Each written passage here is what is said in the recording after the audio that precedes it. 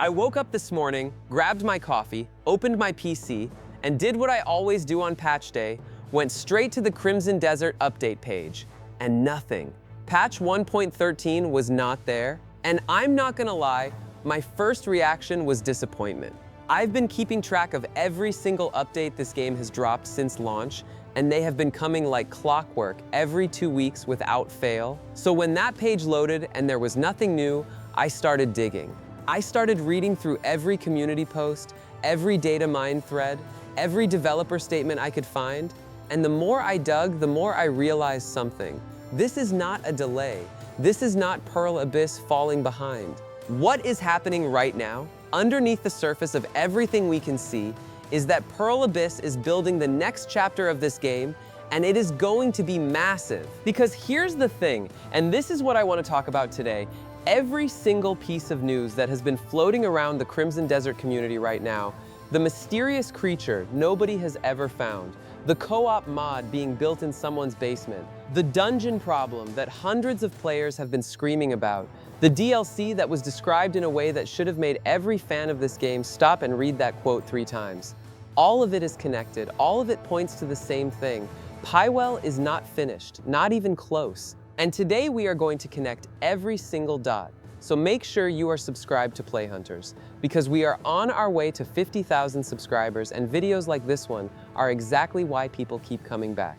Let's get into it. Let's start with the most immediate thing on everyone's mind, because if you've been following this game's update schedule, you already know that something feels different about right now.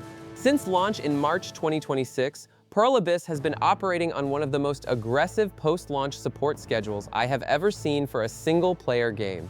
We are talking patches every 2 weeks, sometimes faster, and not small quality-of-life fixes either. These have been substantial updates that genuinely changed how the game feels to play. Patch 1.05 added the boss rematch system, Patch 1.06 brought the cuckoo bird mount, Patch 1.08 gave us the baby wyvern pet. Patch 1.10 turned that baby into a full flying mount you can take into combat. Patch 1.12, which dropped on June 19th, added exterior home decoration, 58 new house items, chain attacks while sliding, new headgear for Cliff, and the ability for Damian and Unka to finally mount Blackstar. Every 2 weeks, something real showed up. So why is 1.13 taking longer? That is the question I kept asking myself this morning. And the answer, based on everything I have read from the official roadmap, from the developer blog posts, and from what the community has been piecing together, is that this next patch is not a normal patch. The June to September roadmap that Pearl Abyss published on June 2nd laid out 6 specific areas of focus. And when you look at what has already landed in the last few patches versus what is still outstanding, you realize that the remaining items on that list are the heavy ones. The ones that require real engineering time. Cross-save is the big one. Pearl Abyss officially confirmed it is coming, and when it arrives, it will let players link their accounts and carry their progress between PC, PlayStation, and Xbox without losing anything. For a game where people are already logging 200, 300, 400 hours, this is not a small feature.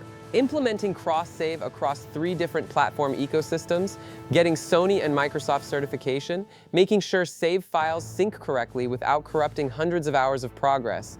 That is months of work. The fact that it is almost ready is significant. And once cross-save drops, it essentially doubles the accessibility of this game overnight. Someone who played 80 hours on PS5 and recently bought a PC can now pick up exactly where they left off. That is a real reason to come back. But cross-save is not the only thing sitting in that pending column. The roadmap also mentioned new combat-focused content, described specifically as content that will let players prove their true strength as a gray main. That is an interesting phrase. It does not say prove your strength against enemies you have already faced. It does not say replay bosses you have already beaten. The wording implies something new, something with stakes, something with teeth. Nobody knows exactly what it is yet, and Pearl Abyss has been deliberately vague about it. But the community has been speculating about everything, from a proper gauntlet mode to a new zone with enemies that scale beyond anything currently in the game. And then there is Damian and Unka. The official wording from Pearl Abyss was that various adjustments will be made so that all 3 playable characters can get a share of the spotlight. Anyone who has spent serious time with both characters knows exactly why this was flagged. Cliff is the backbone of the game. He has the deepest skill tree, the most fluid combat feel, and the story is built around him. Damien and Unka are incredible characters with unique mechanics, but right now, playing them feels like you are using a slightly less optimized version of the main experience.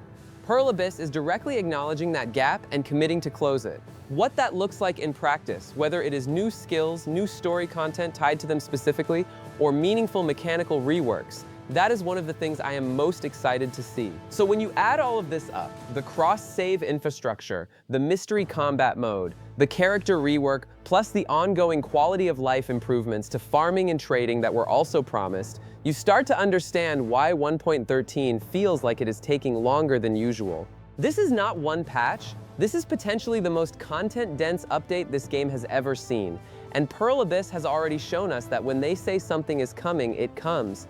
I would rather they take the extra time and deliver all of it at once than drop half of it and leave the other half dangling. But speaking of things dangling in this game, there is something buried in the game's database that has been driving the community absolutely insane, and I need to talk about it. Alright, so here is where things get genuinely interesting. If you have spent any time on the Crimson Desert subreddit or the Steam discussion boards over the past few weeks, you have probably come across threads about something called the Dimensional Wyvern. And if you have not, buckle up, because this is one of the most fascinating mysteries currently sitting inside this game. Let me read you the actual description from the game's official database because the wording matters here. The entry reads, "A creature that flies above the clouds in search of prey, a wyvern species that crosses the boundary between reality and another dimension. Its body blurs like light and shadow, a mix of the material and the immaterial. Its true nature and purpose remain a mystery." That is the full text. That is all Pearl Abyss put in there. And the reason the community has been losing their minds over this is not just because the description is incredible, it is because of where this entry sits in the game's knowledge system. The Dimensional Wyvern is categorized under knowledge, then creatures, then mysterious creatures, then sky soarers. That is the exact same branch of the knowledge tree that holds the regular wyvern you can raise and ride, but it is listed as a completely separate entry. A separate creature entirely. Now here is the part that keeps people up at night.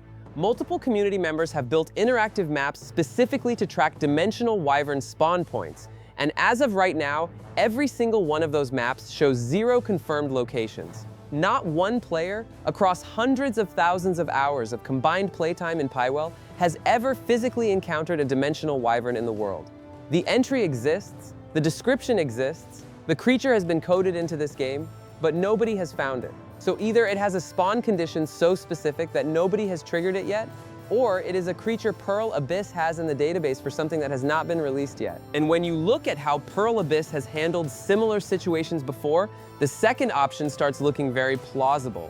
Think about the mountain god boar that was added in patch 1.05.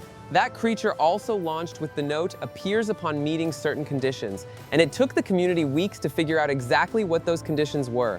The Iron Eagle worked the same way. Pearl Abyss has a history of dropping creatures into the knowledge system before the full context for finding them exists in the world.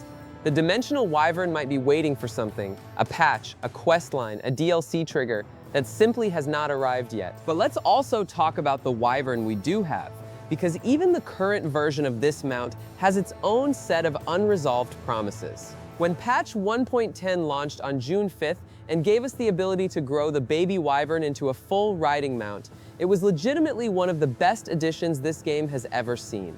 The fire breath is devastating in combat, a sustained stream of flame that burns through groups of enemies and spreads the burn status effect across tightly clustered formations. The dive bomb from altitude is one of the single most powerful moves in the game. A massive area explosion that can wipe out ground forces if you time the descent correctly. And unlike the Black Star Dragon, which you get in Chapter 11 but has a 15-minute ride limit with a 50-minute cooldown, the Wyvern mount has no cooldown once raised. It is yours, permanently. But the community's feedback since 1.10 has been consistent and specific. First, the no-fly zones. Right now, there are large areas of Pywel where the game simply ejects you from your Wyvern with 0 warning. No line on the minimap, no audio cue, nothing. You are flying over a region and suddenly you are falling. Players have been asking for, at minimum, a warning indicator similar to the orc territory boundary line, and the more creative suggestion has been to replace the no-fly zones entirely with actual anti-air ballista towers that can target and shoot down your mount, creating a real mechanical challenge instead of an invisible wall. Second, the camera. The community has been very loud about wanting free camera control during flight, no locked behind the back perspective. And here is the thing, that exact feature was shown in pre-release gameplay footage. Free camera during Wyvern flight was in those early trailers. It was there, so the question is not whether Pearl Abyss knows how to build it, it is whether they are planning to bring it back. And third, abilities. Right now, every Wyvern is identical in terms of what it can do. The community wants differentiation, fire-breathing Wyverns, ice Wyverns, acid variants, elemental identities that make your mount feel unique to you. Now I want to ask you directly, because your answer matters for content like this, what would make your Wyvern feel truly complete? Camera freedom, elemental abilities, no fly zone rework? Drop it in the comments right now, because I genuinely read every single one. All of this, the dimensional Wyvern sitting in the database with no home, the current mount's unfinished feel, the pre-release footage showing features that have not made it into the game yet, all of it suggests that Pearl Abyss has a much larger Wyvern update planned. And when you stack that on top of everything else we are about to discuss, the pattern becomes very hard to ignore. But first, let's talk about the mod that one developer is building in what I can only assume is a very sleep-deprived bedroom. This one is wild. While Pearl Abyss has been working on official updates, someone from the community has been doing something that developers said was essentially impossible for a game like this. Building a co-op mod from scratch for a single-player engine that was never designed for multiplayer. And they have actually made real progress. Here is what this developer has shared publicly about how far along they are. They reverse-engineered the game's internal message dispatcher and truck handler system. They found a stable position source for the local player through external instrumentation, and they built a working host-join networking layer where the host starts a local broker, the client connects via IP, they exchange a handshake, and the client receives a world snapshot that includes time, weather, and NPC positions, followed by real-time Delta updates. In plain English, that means two people can technically exist in the same version of Pywel at the same time with their positions synchronized. That is not nothing. That is actually a remarkable foundation for something that has never existed in this game before. Where things get complicated is character spawning. Right now, spawning a second character into the world only works on Pearl Abyss's internal development server. The public client has no local handler for direct character spawning, which means the mod cannot yet make your actual Cliff or Damian appear in someone else's world. The developer is actively looking for people to help test and build out this piece of the mod. Whether it ever reaches a fully playable state is genuinely uncertain. But the fact that it exists at all is fascinating, and it tells you something important about the underlying architecture of this game. Here is the technical detail that makes this whole conversation more interesting. Crimson Desert was originally designed as an MMO. This was not a secret. Pearl Abyss talked about it openly before the game pivoted to a single-player experience. And that original MMO DNA means there are structural elements buried in the engine that a normal single-player game would never have. The game's internal systems were built with the assumption that multiple players could exist in the same world. That foundation never fully went away when the scope changed. The unofficial mod is essentially finding those old seams and trying to reopen them from the outside. It is like finding the load-bearing walls of a building that was redesigned mid-construction. So what does Pearl Abyss officially say about co-op? Their position has been consistent and carefully worded. They have not ruled it out. Before launch, they confirmed that multiplayer development would begin after the single-player release, and they specifically compared the model to how GTA Online was developed as a completely separate project from GTA 5's story mode. Two distinct experiences built at different times, sharing the same world but not the same infrastructure. That framing is important because it means that if Pearl Abyss does eventually build co-op for Crimson Desert, it will not be a tacked-on feature inside the existing single-player game. It will be its own thing, its own mode, its own development cycle. And given that this game has already sold millions of copies and generated record-breaking quarterly revenue for the studio, the financial justification for investing in that second project absolutely exists. Here is my honest take. For the immediate future, I want Pearl Abyss focused entirely on the single-player experience. The dungeons, the story, the Wyvern updates, the DLC, those are the things that are going to define this game's legacy. Co-op is exciting in theory, but it needs to be done right, or it breaks everything that makes Pywel feel alive. What do you think? Would you rather have a massive single-player DLC first, or would co-op change how you play this game entirely? Let me know, because this is one of those questions where the community is genuinely split down the middle. Okay, this is the one. This is the piece of news that, when I read it the first time, I actually stopped and read it again. Because the language Pearl Abyss and their marketing team used to describe this DLC is not normal PR language. It is specific, it is deliberate, and it tells you more than it appears to on the surface. Let's start with the official confirmation. On June 2nd, 2026, Pearl Abyss published their second developer roadmap, and buried inside the update previews was the statement that changed everything. We are also hard at work on an upcoming DLC for Crimson Desert, and while we cannot share the details just yet, we are preparing it as a meaningful addition to your journey. Now, meaningful addition is a phrase you hear all the time in gaming. It means nothing by itself. But then, about 2 weeks later at Summer Game Fest 2026, Pearl Abyss PR and marketing lead Will Powers said something that stopped me cold. When asked about the DLC, he described it as substantively different, whether it's in scope, scale, size compared to the base game. And when pushed for more detail, his answer was, what it means beyond that, we're not talking about yet. Substantively different in scope, scale, and size.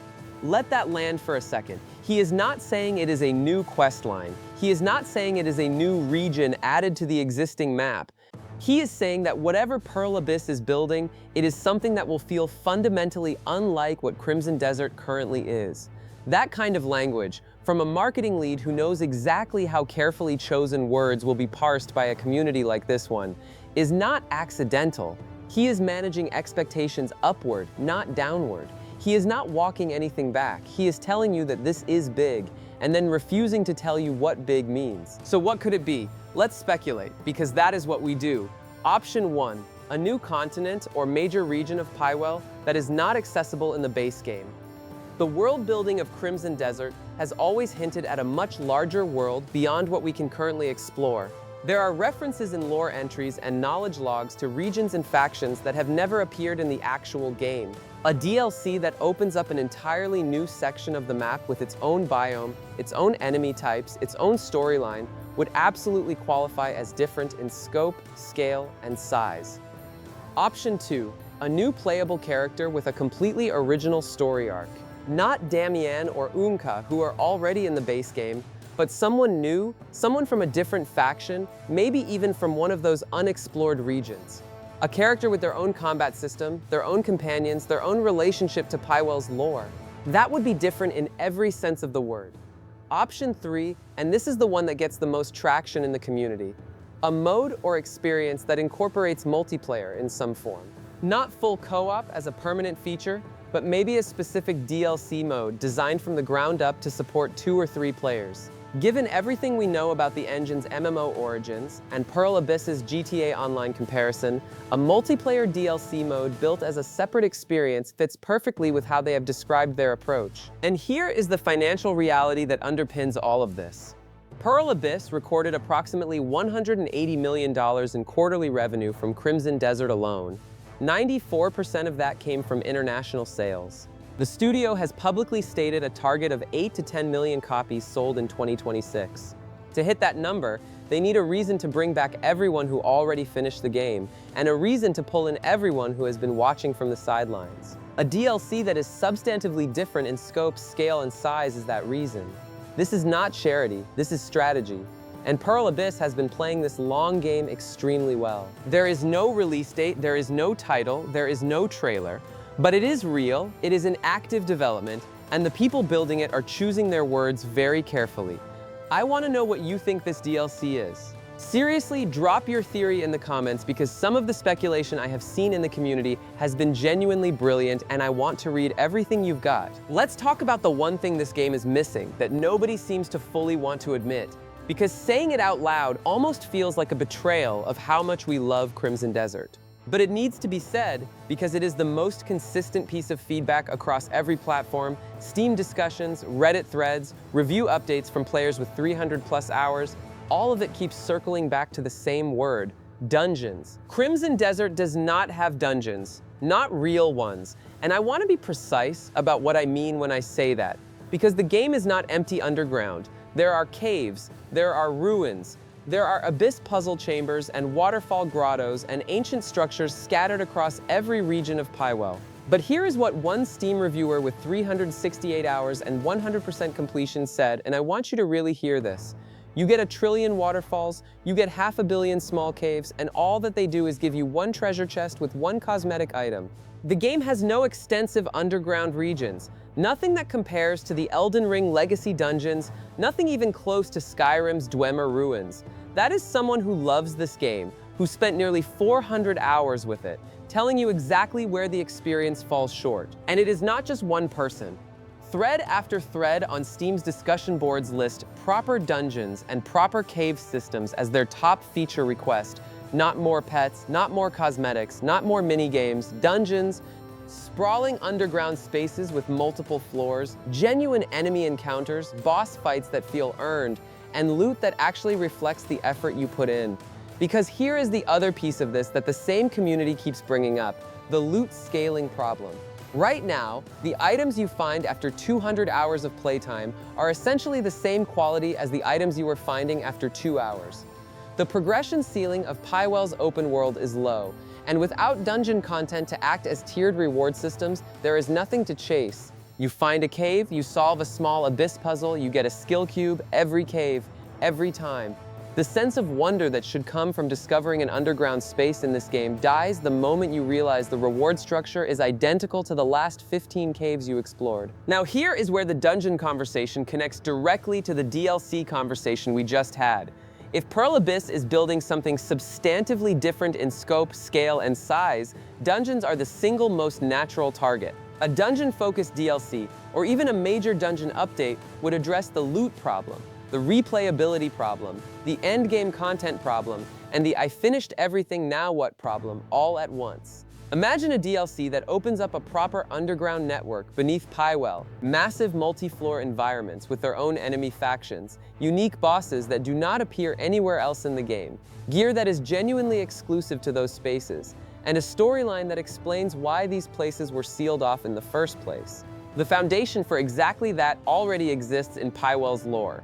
There are references throughout the knowledge logs to ancient civilizations that built underground, to sealed vaults and buried temples, and things that were deliberately hidden from the surface world. And here is the Wyvern connection that nobody is talking about. What if the dimensional Wyvern, that creature sitting in the database with no spawn location, is tied to something underground?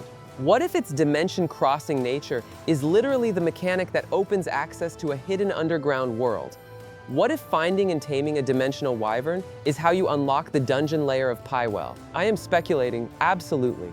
But the pieces fit in a way that is very hard to dismiss. A creature that crosses the boundary between reality and another dimension, sitting in a database with 0 known spawn locations, in a game that desperately needs a deep underground content layer, right as the studio confirms a DLC that is unlike anything they have built before.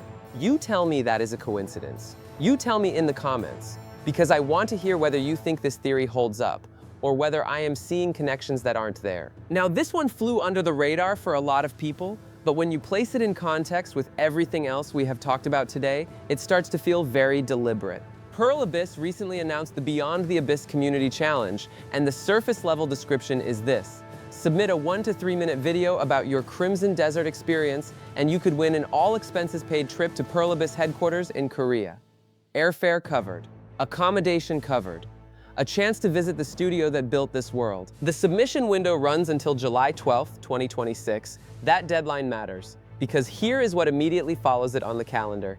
Gamescom 2026 in August. For anyone who does not follow the games industry calendar, Gamescom is one of the 2 or 3 biggest gaming events of the year, the place where developers make major announcements, reveal new content, and generate the kind of press coverage that moves sales numbers. Pearl Abyss has used Gamescom before to generate attention for their projects, and if you are going to fly players out to your studio in July, The most obvious reason to do that is to show them something you are about to announce publicly in August. You get their genuine reactions, you let their excitement become word of mouth before the official reveal, and then you hit Gamescom with a trailer that the community is already primed for. Think about what that sequencing would look like.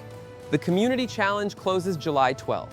Pearl Abyss selects participants and flies them to Korea, probably mid to late July. Those players get a behind-the-scenes look at whatever is coming next, whether that is the DLC, a major patch reveal, or something else entirely. They come home with embargoed information and a level of excitement that is impossible to fake. Then in August, Pearl Abyss walks onto the Gamescom stage and shows the world what they have been building. The community ambassadors who visited the studio are in the audience. Their reactions are real. The hype cycle completes itself. Pearl Abyss does not do things randomly. This studio has been methodical and intentional in every single piece of post-launch communication they have put out. The roadmap drops. The patches land on schedule, the DLC gets confirmed with perfectly measured words, and now a community challenge with a July deadline lands right before the biggest gaming event of the summer. If you have been meaning to submit a video and have been putting it off, July 12th is closer than it feels, and honestly, who would not want to walk into the studio where Pywel was built and see what is coming next? Do you think Pearl Abyss is using this challenge to seed the Gamescom reveal? That is a genuine question. And I am curious whether the community has been thinking about this the same way I have. All right, let's bring all of this together because individually each of these pieces is interesting. But when you line them all up and look at what they are pointing toward, the picture that emerges is genuinely exciting in a way that most games never manage to deliver in their post-launch phase. Start with where the game is right now. Crimson Desert launched in March 2026 and immediately sold millions of copies. The peak concurrent player count on Steam alone hit 276,261, and that was 10 days after launch, driven entirely by word of mouth from players who had already sunk dozens of hours in and could not stop telling people about it. Pearl Abyss responded to that momentum with 12 major patches in roughly 3 months, an update cadence that is unheard of for a single-player premium title. They fixed what was broken, added what was missing, and listened to the community at a speed that made other studios look slow in comparison. But here is the shift that is happening right now. The first phase of post-launch support, the polish phase, the bug fixes, the quality of life improvements, the adding of features that should have been there at launch, that phase is nearly complete. Cross-save is the last major infrastructure item on the list. Once that lands, Pywel is no longer a game being actively repaired. It becomes a game being actively expanded. And expansion is a completely different conversation. The dimensional wyvern sitting in the database with no spawn points is not a bug, it is a promise. Something in this game's future is going to trigger that creature's existence in the world, and when it does, it will be because Pearl Abyss designed an experience around it that does not exist yet. The wyvern mount we already have, with its fire breath and dive bombs and unresolved requests for camera freedom and elemental variety, is version 1 of a system that has room to grow in every direction. The dungeon problem that hundreds of players have been raising since launch is not going to be solved by another small cave with one chest. It is going to be solved by something big enough that it justifies the meaningful addition to your journey language Pearl Abyss has been using to describe what is coming. The co-op infrastructure buried in the engine's MMO origins is not going to waste forever, and a studio that compares its multiplayer ambitions to GTA Online does not make that comparison casually. The Beyond the Abyss Community Challenge closes July 12th. Players will visit Korea. Gamescom happens in August. Will Powers told us the DLC is substantively different in scope, scale, and size, and then refused to say anything else. Everything that has been happening in and around this game for the past few weeks is pointing toward the same moment, the reveal of what Pywel becomes next. I have been covering Crimson Desert since before launch, and I genuinely believe we are sitting at the most interesting inflection point this game has had. The first act was launching the world. The second act was fixing and refining it. The third act, the one that is about to begin, is expanding it into something none of us have fully seen yet. And when that reveal happens, whether it is at Gamescom, or in a developer stream, or in a surprise patch note drop at 3 a.m. on a Tuesday, you want to be here for it. So here is what I need from you. Subscribe to Play Hunters if you are not already, because we are pushing toward 50,000 subscribers, and every single one of you watching right now is part of building this community. Drop your DLC theory in the comments, genuinely, because the community speculation on this one has been extraordinary and I read everything. And if you have not submitted your video for the Beyond the Abyss Community Challenge yet, July 12th is right around the corner. You could be one of the people who walks into Pearl Abyss headquarters and sees the future of this game before anyone else does. Pywel is not finished, not even close, and I will be here covering every single piece of it as it drops. Stay tuned, I will see you in the next one.